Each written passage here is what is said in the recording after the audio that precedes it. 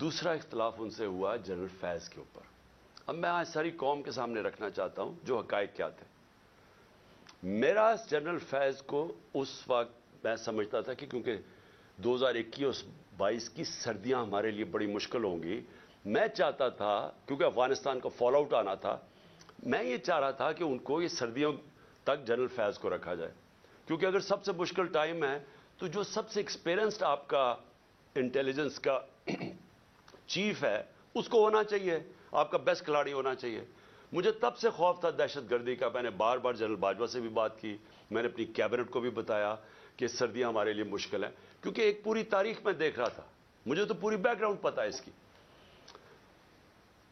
अल्लाह ने करम करना था एक तरह हमारे ऊपर भी और अफगानिस्तान के लोगों के ऊपर कि वो जो अमेरिकन जो ट्रेन किया हुआ था अफगान फौज, उसने हथियार डाल दिए। प्रेसिडेंट गनी मुल्क से चला गया अफगानिस्तान से, एकदम तालिबान की गवर्नमेंट आ गई, कोई खाना जंगी से ये सारा खिताब बच गया। उसने, आपको अंदाजा नहीं कि पाकिस्तान के ऊपर कितना फायदा हुआ उसका। अगर खुदा ना खास्ता खाना जंगी शुरू हो जाती, हमें सबसे बड़ा नुकसान होना था। अल्लाह ने करम किया, अफगानिस्तान के लोगों पे हमें भी बचा लिया। अब उसके बाद क्या हुआ, पाकिस्तान, क्योंकि हमने दोहा के डायलॉग्स जो अमेरिकन और तालिबान के थे, हमने सबसे ज़्यादा उसमें प्रमोट किया, इसके अंदर हमारा सबसे बड़ा काम था। तो एक जो गवर्नमेंट सबसे पहले जिसके सबसे अच्छे ताल्लुकात थे अफगानिस्तान में, वो पाकिस्तान था। और जो दुनिया ने एक्नॉलेज किया कि जो इवैक्यूएशन हुई अफगानिस्तान में, उसमें पाकिस्तान ने सबसे बड़ा रोल प्ले किया, क्योंकि हमारे ताल्लुकात अच्छे थे। और फिर शाह महमूद कुरैशी को मैंने वहां भेजा, उन्होंने उनसे मीटिंग्स की। हमारी कोशिश ये थी कि 2500 किलोमीटर का हमारा बॉर्डर है अफगानिस्तान के साथ, हमारे ताल्लुकात अच्छे होंगे तो ये जो 3 किस्म के दहशतगर्द पाकिस्तान में ऑपरेट कर रहे थे, BLA, TTP और फिर आइसिल, तो हमारी कोशिश ये थी कि हम उनके साथ अगर वहां स्टेबल गवर्नमेंट आ जाए तो पाकिस्तान बच जाता है दहशतगर्दी से। OIC की मिनिस्टर्स की मीटिंग करवाई, गालिबन दिसंबर मेरे ख्याल में 2021 में।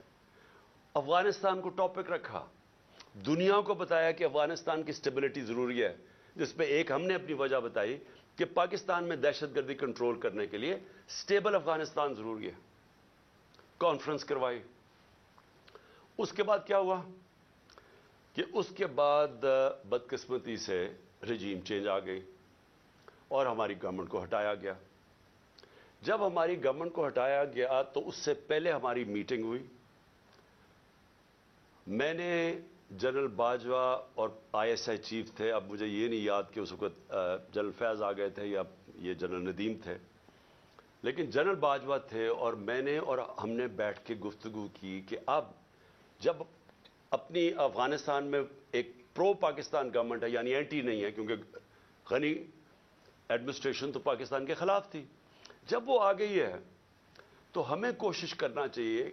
अब जब तालिबान, उन्होंने भी कह दिया कि अब हम इनको वापस भेजने लगे हैं, अब 30 से 40 हजार तालिबान फाइटर्स और उनकी फैमिली अफगानिस्तान में थी। तो हमारी मीटिंग हुई और हमने सोचा कि अब इनको क्या करना है। वो कह रहे हैं कि पाकिस्तान आए अब ये वापस, और वो बीच में भी पढ़ने लगे थे कि हम किसी तरह बातचीत में भी वो फैसिलिटेट करें। अब डिस्कशन ये हुई, क्योंकि ये जो सिक्योरिटी इश्यूज है वो तो हम बात करते थे जनरल बाजवा और ISI से। जब हमारी बात हुई तो दो हमारे, खास तौर पे 2 की मैं बात कर रहा हूं, 3 जो एक और हमारे ब्यूरोक्रेट थे जिनको कबायली इलाके का अंदाजा था, जो सर्व कर चुके थे, और हमारे नूरुल हक कादरी साहब जो खैबर एजेंसी से थे, और वो मुराद जिसने सारी जो स्वात के अंदर पूरा ऑपरेशन हुआ था तालिबान। तो इन्होंने बैठ के बड़ा खदशा बताया कि देखें जब वो आएंगे तो उनकी सेटलमेंट कैसे होगी, क्योंकि बड़ा मुश्किल होगा, लोगों की दुश्मनियां हैं, कत्ल किए हुए हैं आपस में, और इन्होंने, तालिबान ने, तो वो बड़ी तशवीश थी।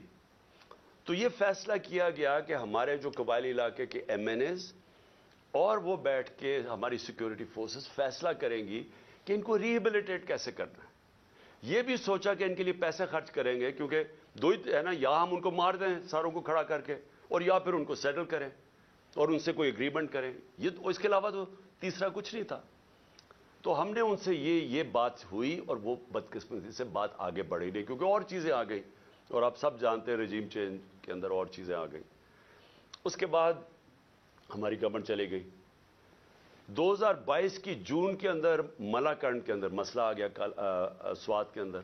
ایک دم طالبان کی وہاں کوئی آیا اور وہ عوام کھڑی ہو گئی. ان کو بڑا کہ پھر سے وہی حال ہونے لگا جو کہ پہلے تھا, جدھر سوات کے لوگوں نے بڑی مشکل وقت گزارا.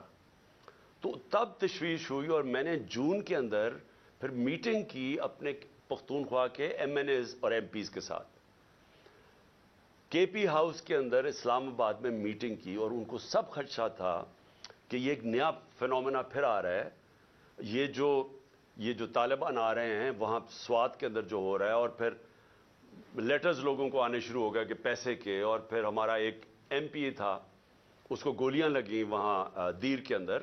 تو سب سے میٹنگ ہوئی اور ان کو خوف تھا کہ یہ ہو کیا رہا ہے. اور پھر ہم نے, کیونکہ ہماری گورنمنٹ تھی کے پی میں, ہم نے انہیں کہا کہ آپ بات کریں وہاں کے کور کمانڈر سے اور کوئی اگریمنٹ کریں کہ یہ کیا ہو رہا ہے, یہ فینومینا کیا ہے, کیونکہ سمجھ نہیں آ رہی تھی. لیکن اس گورنمنٹ نے کوئی ان کو سمجھ نہیں تھی کرنا کیا ہے, نہ ہی ان کی کوئی توجہ تھی وہاں.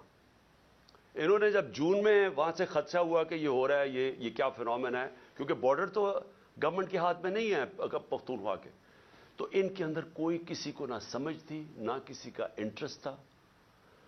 عجیب عجیب سی ان کی مزاحیہ سٹیٹمنٹس آئیں اور وہ ایشو وہیں کا وہیں رہ گیا.